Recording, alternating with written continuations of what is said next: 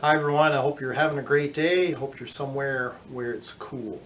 It's been quite a hot snap for us here. It seemed to just sneak up on us. So I hope you're enjoying the heat and hope you're not overdoing it out there. So find a shady spot and join me for a moment.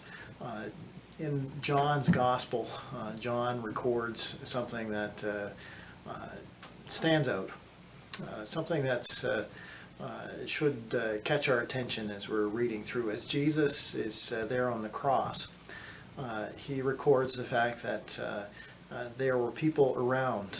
In fact, there were four women in particular that he names. Plus, he also makes mention of the disciple that Jesus loved. Of course, that was John's way of referring to himself based on his relationship with his Lord and Savior Jesus Christ, that he knew that Christ loved him. As those four stood there around the cross, where it's pointed out to us that one of those women was Mary herself, and that as she watched her son die, her son reached out one more time to her with his great compassion and love. He turned, as it were, verbally to John, the disciple, the one that Jesus loved, and he told John, "Here is your mother," and he told Mary, "Here is your son." Jesus was, by his very action, caring and looking after and looking out for his mother, even while he was dying there on the cross. And it shows us a couple of things that we should hold on to. For one, it reminds us of that great truth of who Jesus Christ is that he cares for us and he looks after us. He provides for us, as he was providing for us on the cross by giving his blood to save a multitude. He was also providing for his mother, for her physical needs for that day and for the days that would lie ahead. He was providing for her. In fact, John records the fact that Mary lived in his household, in John's household, from that point on. We also see there, in a sense, a sub part of that, that John, in the thick of the most dangerous of situations, was still submitting himself to Jesus Christ. In fact, he was a follower of Jesus at the foot of the cross. There at the foot of the cross, where he could have easily been identified as one of Jesus's followers and could have faced harsh repercussions for that. He stood there with his Lord as his Lord died on the cross. And he was, to us, an example of who we should be as followers of Jesus Christ.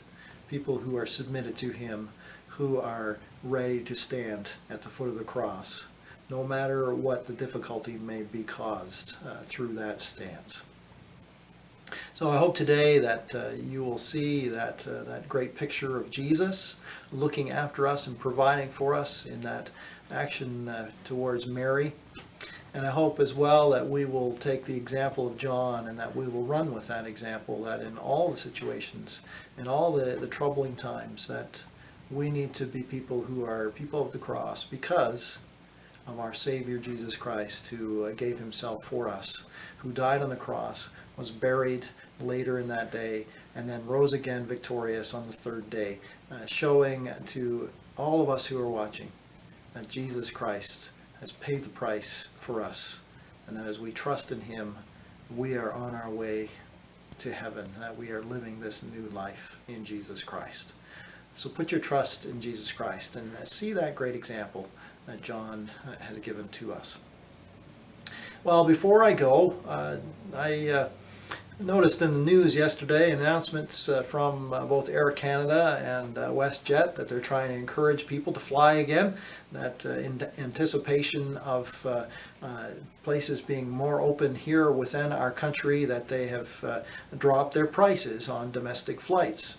As I've been pondering that and thinking about that, I wonder if we might think again about that. Think of this. When you arrive in an airport, it's called a terminal. Shouldn't that make us think twice? Or how about this? As you get yourself onto the flight and as you're flying along, the flight attendant says, in the unlikely event that cabin pressure may decrease, put on your air mask and breathe normally. I don't know about you, but if that air mask comes down, I think I'm going to struggle to breathe normally.